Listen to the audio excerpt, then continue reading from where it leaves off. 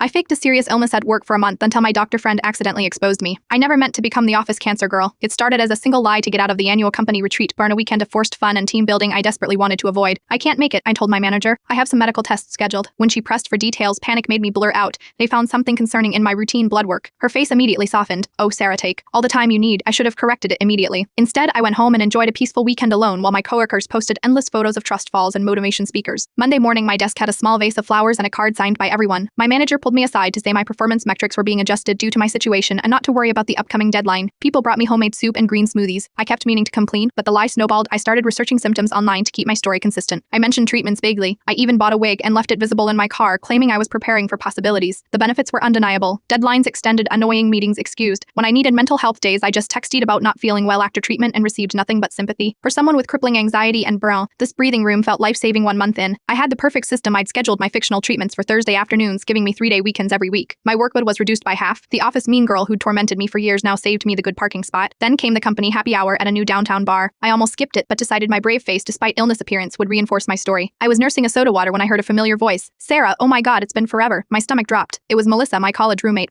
now practicing oncologist. We hugged as my mind raced. I hadn't seen her in years, but we were still connected on social media where I'd been careful not to mention my illness. How are you? She asked cheerfully. Before I could answer, my manager appeared beside us. Are you a friend of Sarah's? We're also impressed with how she's handling everything. Such a trooper through all these treatments. Melissa's expression shifted from confusion to concern. Treatments, Sarah's cancer. My manager said in a hushed tone. She doesn't like to talk about it, but we're all supporting her journey. The silence that followed felt eternal. Melissa's medical training was visibly battling with her confusion. I watched recognition dawn in her eyes, Burton, not of my illness, but of my lie. Right, she said slowly. Sarah's condition. She excused herself to the bathroom and I followed, heart pounding. What the hell, she hissed. Once we were alone, you have cancer now. I can explain, I whispered, then proceeded to absolutely not explain anything coherently. Melissa crossed her arms. Do you have any idea how serious this is? People actually suffer from these diseases, Sarah, I know. It started as a small lie and just grew like cancer, she said pointedly. I left the bar claiming I felt ill, parent, which was actually true for once. The next morning, I confessed everything to my manager. She didn't fire me, but her disappointment was almost worse. Here mandated therapy sessions, which ironically I needed all along. Word spread quickly. Some colleagues never spoke to me again. Others were awkwardly understanding. The office mean girl keyed my car. 3 months later, I started a new job with a firm policy. No lying about health issues. But I did negotiate mental health days into my contract properly this time. The strangest part, Melissa and I are friends again. She says as a doctor she's seen how broken healthcare systems drive people to desperate measures. She doesn't condone what I did, but understands the cry for help behind it. Next time you need a break, she told me, just say you have diarrhea. No one ever questions diarrhea.